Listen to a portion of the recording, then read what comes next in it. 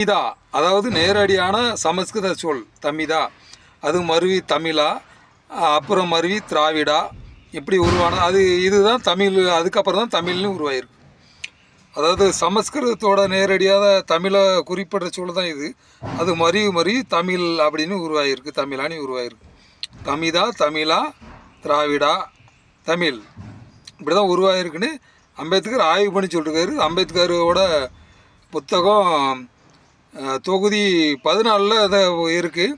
கிட்டத்தட்ட ஒரு 10 பக்கங்கள் திராவிட பற்றி எழுதியிருக்காரு. திராவிடத்தை பற்றி பல கல்வெட்டுகளை பற்றி ஆய்வு பண்ணி, அதாவது நாகர்கள் ஆசியா கண்டம், அதாவது நாகர் கிட்டத்தட்ட ஆசியா கண்டம் முழுவதும் வாழ்ந்திருக்காங்க. அவங்களோட மொழி தான் தமிழ். அவங்க மொழி வட இந்திய நாகர்கள் கைவிட்டாங்க, தென்னிந்திய நாகர்கள் அதை கடைப்பிடிச்சிருக்காங்க. அதனால் அந்த தென்னிந்திய நாகர்கள் திராவிடர்கள் அப்படின்னு ஆய்வு பண்ணி, மிகப்பெரிய ஆய்வு பண்ணி சொல்லியிருக்காரு. தமிழை பற்றி இவ்வளோ ஆய்வு பண்ணி சொல்லியிருக்காரு. ஆனால் இந்த தமிழ் தேசிகள் அம்பேத்கர் சொன்ன ஒரு விஷயத்தை எடுத்துக்கோங்க.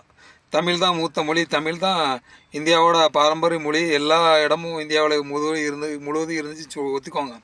ஆனால் அவர் திராவிடத்தை பற்றி பேசுனது தான் அந்த 10 பக்கத்தில் இருக்குது.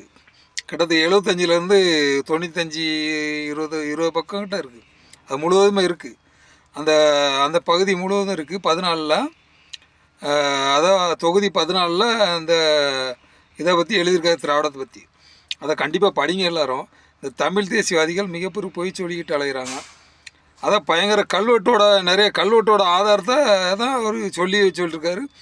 அவர் குருட்டாம்பகலில் சும்மாலாம் அடித்து விடலை. அம்பேத்கர் யாருன்னு தெரியும், மிகப்பெரிய ஒரு படிப்பாளர், ஒரு ஆய்வாளர். அவரோட ஆய்வில் போய் சொன்னது தான் இதெல்லாம். தமிழும் திராவிடம் ஒன்று, இதான் முடிவு. அம்பேத்கர் தெளிவாக சொல்லியிருக்காரு.